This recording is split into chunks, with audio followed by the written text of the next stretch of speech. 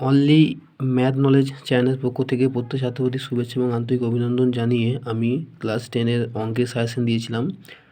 আমি ভাগ করে দিয়েছি এবং এখন আমি ভৌত বিজ্ঞানের অর্থাৎ মাধ্যমিক বা 2022 সালের যে ভৌত বিজ্ঞান ও পরিবেশ আছে এইটার আমি সাজেশন দিয়ে দেবো যে কীভাবে অঙ্ক মানে কী কী কোশ্চেন আসবে এবং কী কী অঙ্ক আসবে আমি দেখিয়ে দেবো। আপনারা অবশ্যই দেখে নেবেন, তাহলে আপনাদেরই উপকারে আসবে। ঠিক আছে, তাহলে আমি প্রথম দেখে দেবো যে কীভাবে করতে হয়, মানে কি কোন কোন প্রশ্নগুলো আসবে। ঠিক আছে, প্রথমেই আছে যে পরিবেশের জন্য ভাবনা, এখান থেকে আপনারা করবেন। ঠিক আছে, যেমন এখানে বায়ুমণ্ডলের উপাদানগুলো, ঠিক আছে, এই যে বায়ুমণ্ডলের যে উপাদান আছে এই উপাদানগুলো করবেন। যেমন এই নাইট্রোজেন কত পার্সেন্ট, নাইট্রোজেন, অক্সিজেন এবং কার্বন ডাইঅক্সাইড যে নিষ্ক্রিয় গ্যাস সেগুলো করবেন। ঠিক আছে, করার পরে এখানে বায়ুমণ্ডলের স্তরবিন্যাস এটা করতে হবে না। ঠিক আছে, আপনারা এটা করবেন যে হোমোস্ফিয়ারের অপর নাম কি, যেমন হোমোস্ফিয়ারের অপর নাম হচ্ছে কি সমমণ্ডল। ঠিক আছে, অপর নামগুলো দেয়। ঠিক আছে, এগুলো আপনারা অবশ্যই দেখবেন। তারপর এখানে আর কিছু করতে হবে না, যেমন হেটেরোস্ফিয়ারের অপর নাম কি বিষমমণ্ডল, যেমন এইটা করবেন।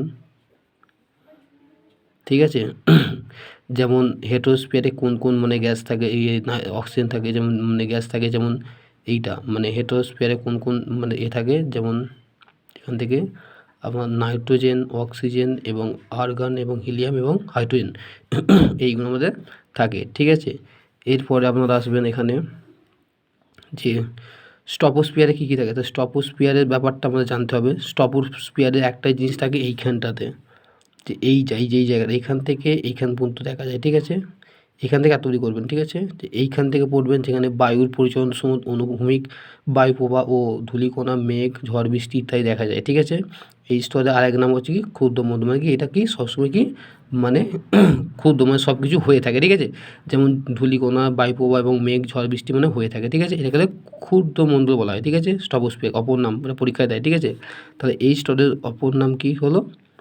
এরপর আপনারা এখানে বলবে স্ট্র্যাটোস্ফিয়ার। স্ট্র্যাটোস্ফিয়ারের মানে স্ট্র্যাটোস্ফিয়ারের অপর নাম কি, এইখানটা আছে দেখবেন, এইখানটাকে পড়বেন।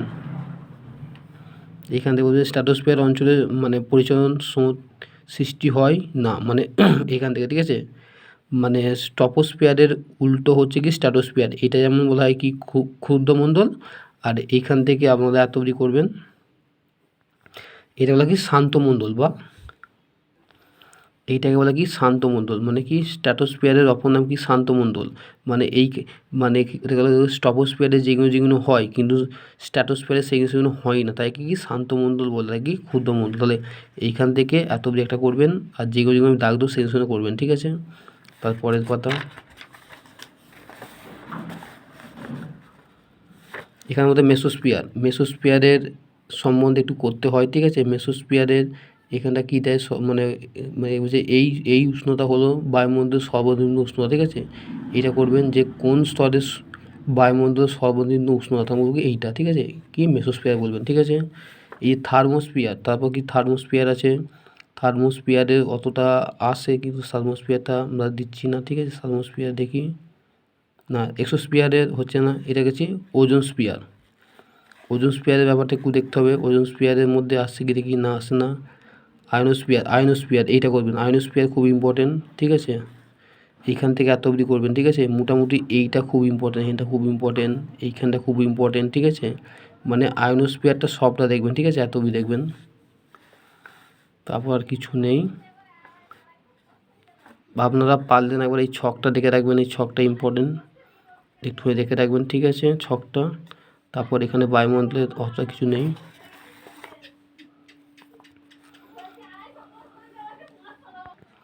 এরপর আছে কি এখানে উপরটা অতটা ইম্পর্টেন্ট নয়, এখানে ওজোন স্তরটা খুব ইম্পর্টেন্ট। ঠিক আছে, ওজোন স্তরের যে ধ্বংস, এই যে এইটা করবেন। ঠিক আছে, এই যে এইটা এখান থেকে এখান থেকে ওজোন স্তর কীভাবে ধ্বংস হয় এতটা। ঠিক আছে, এটা একটা 3 নম্বরের কোশ্চেন থাকে। ঠিক আছে, আর সব থেকে ইম্পর্টেন্ট হচ্ছে এইটা, এই যে ওজোন স্তর ধ্বংসের ক্ষতিকারক প্রভাব, এইখান থেকে এতটা। ঠিক আছে, ইম্পর্টেন্ট এইটা নয়, এইটা পরীক্ষায় থাকবে ধ্বংসের প্রভাব, মানে ওজোন স্তরের ধ্বংস, আর নাহলে ওজোন স্তরের ধ্বংসের ক্ষতিকারক প্রভাব, এই দুটোর মধ্যে একটা পরীক্ষায় আসবে। ঠিক আছে, তো আমরা কি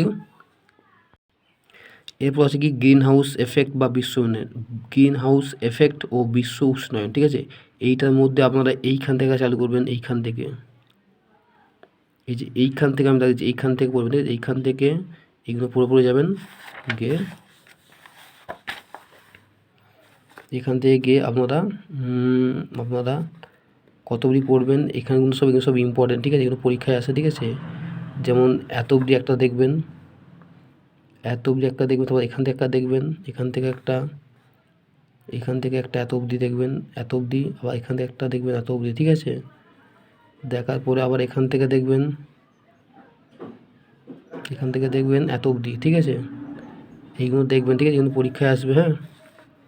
তারপর এখান থেকে দেখবেন এইটা, এখান থেকে এটা দেখবেন কোনটা, পৃথিবীর মানে উষ্ণতা, যেটা কি গ্লোবাল ওয়ার্মিং কী বলে, ঠিক আছে? গ্লোবাল ওয়ার্মিং, ঠিক আছে? পড়ার পর এখানে একটা থাকে যে বিশ্ব উষ্ণায়ন কমানোর প্রভাব, এইটা, হ্যাঁ, এটা কীভাবে আমরা বিশ্ব উষ্ণায়ন কমানোর মানে উপায়, ঠিক আছে? এখান থেকে আমরা একটা দুটো করে নেবেন, ঠিক আছে? পারলে 3টে করে নেবেন, 3 নম্বরের থাকে, ঠিক আছে? এরপর আমাদের আছে যে শক্তির যথাযথ ব্যবহার, ঠিক আছে? এইখান থেকে আমাদের কি দেয়, এইখান থেকে এইটা দেয় যে তাপন মূল্য কাকে বলে, এই যে তাপন মূল্য আছে, এইটা দেয়, ঠিক আছে? এইটা দিয়ে এবার আপনাকে এইখান থেকে একটা করবে, এখান থেকে এত অবধি যে সম্বন্ধীয় ব্যাপারটা, এইটা, ঠিক আছে? আর একটা দিয়ে দেয় যে জ্বালানি কাকে বলে, এই যে জ্বালানি এইখান থেকে এতটা করবেন, করে আর উদাহরণ হচ্ছে এইটা, জ্বালানির উদাহরণ হচ্ছে এইটা, ঠিক আছে? এখান থেকে এতটা, ঠিক আছে?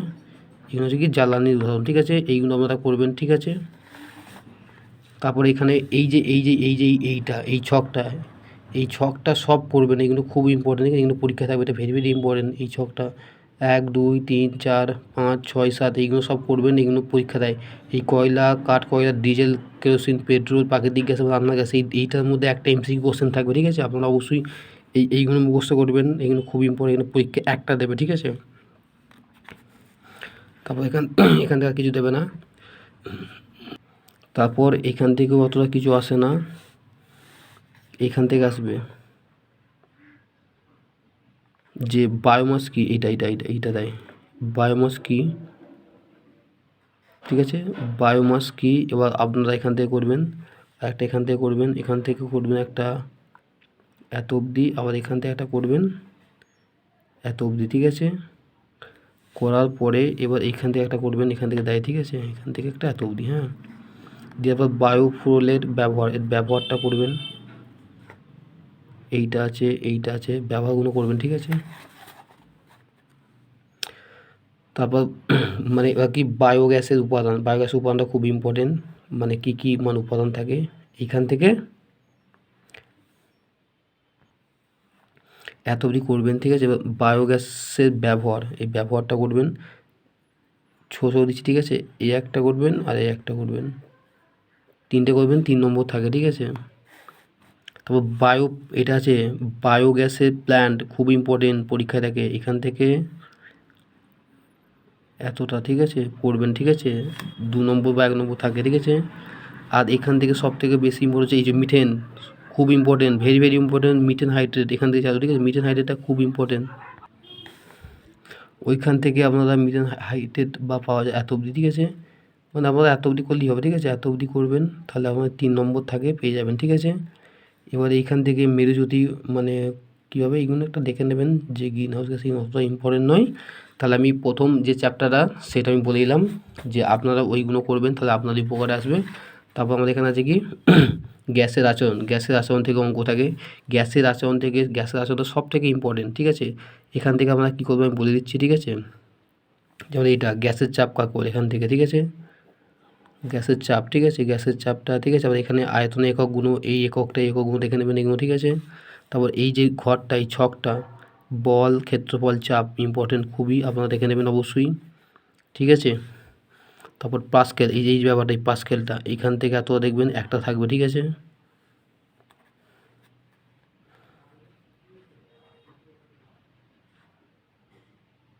এই এখানটা আছে 0°C বা 273 K প্রমাণ উষ্ণতা ধরা হয়, তাহলে প্রমাণ উষ্ণতা কত ধরা হয় থাকে, যে প্রমাণ উষ্ণতাকে আমরা কত দিই 273°K, ঠিক আছে?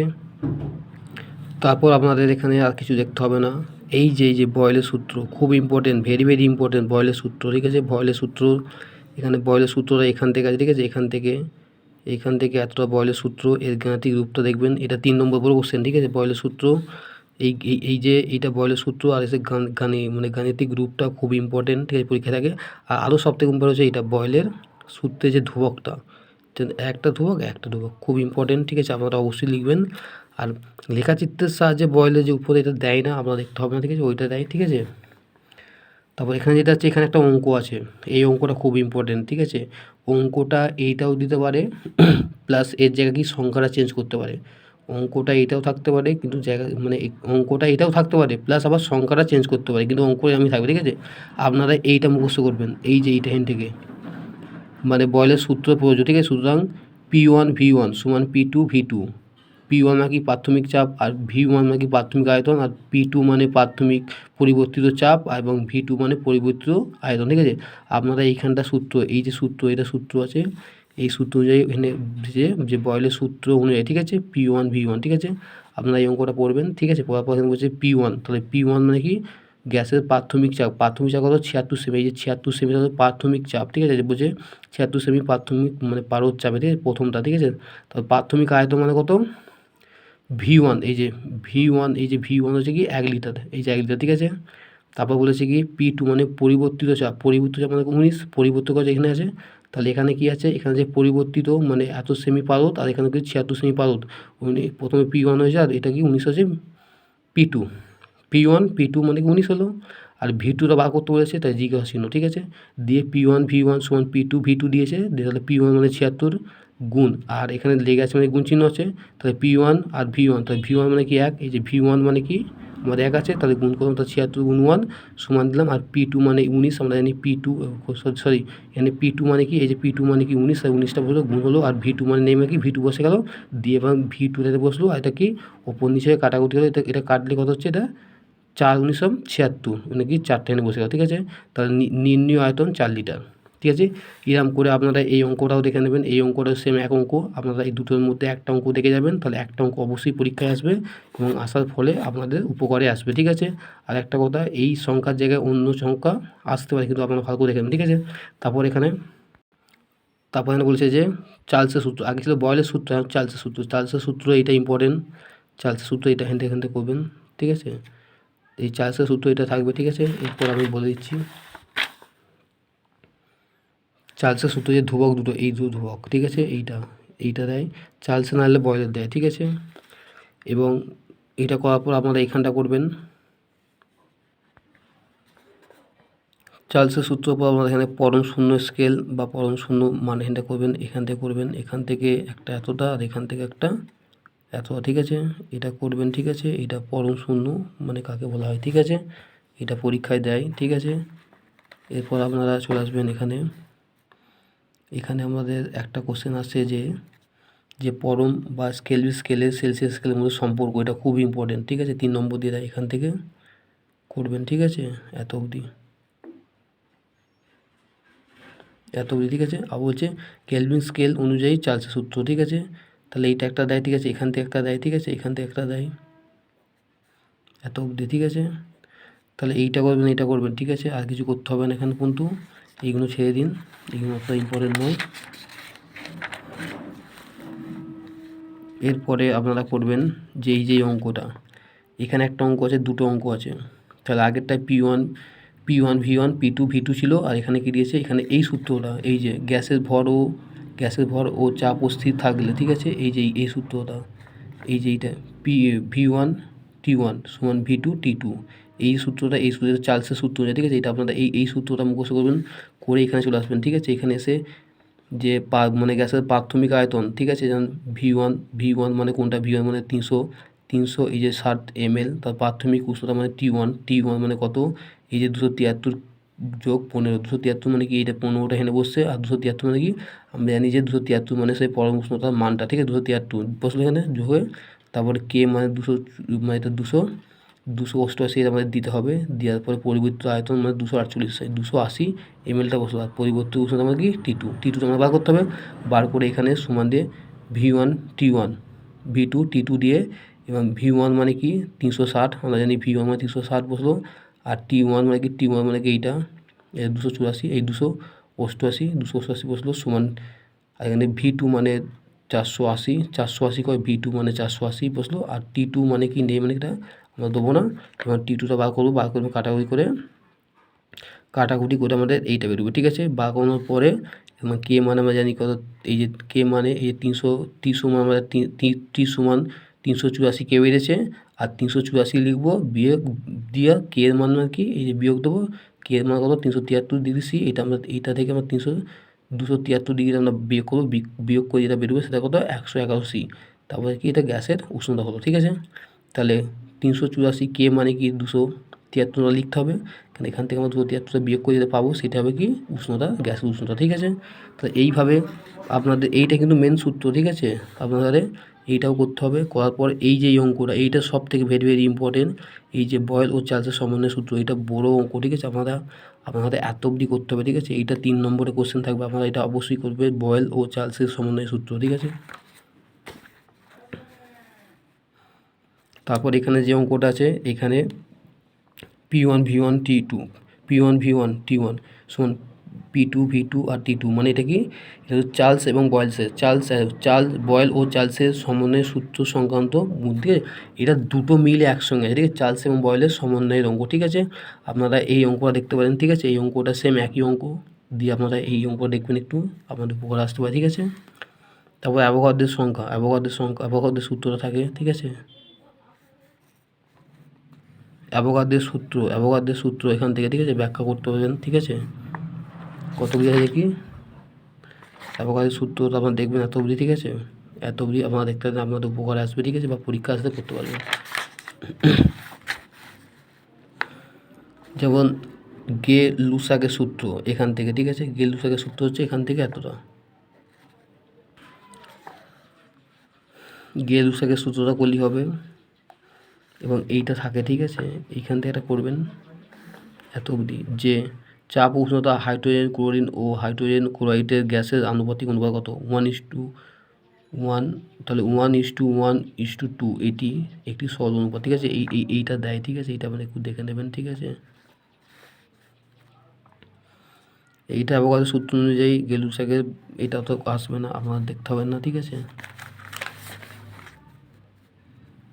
এইখানে অতটা আসে না, কিন্তু এইটা একটু দেয়, যে আদর্শ গ্যাসের সমীকরণ, এই যে এইটা আদর্শ গ্যাসের সমীকরণ, আপনারা এখান থেকে এটা একটু দেওয়ার চান্স থাকে। আদর্শ গ্যাসের সমীকরণ এখান থেকে আপনাদের এত অবধি একটু করতে হবে, যদি পারেন আপনারা করবেন, নাহলে কোনো নেই, এত অবধি করতে পারেন আপনারা, ঠিক আছে। এটা একটু আসার চান্স থাকে, ঠিক আছে। একটু বড়ো কোশ্চেন এটা, ঠিক আছে। অনুপাতিক অনুযায়ী মানে এত অবধি করলেই হবে, ঠিক আছে। ওইখান থেকে এত অবধি মানে আপনারা অবশ্যই দেখে দেবেন, ঠিক আছে। এরপর এখানে আর কিছু করতে হবে না। এইখানে একটা অঙ্ক আছে, এই অঙ্ক দেখতে হবে না, কারণ আগের অঙ্কগুলো করলে আপনারা কমন পেয়ে যাবেন। এখানে কিছু দেখতে হবে না, ব্যাপন আর দেবে না অতটা। এইখানে দেখি আর কি আছে, এইখানে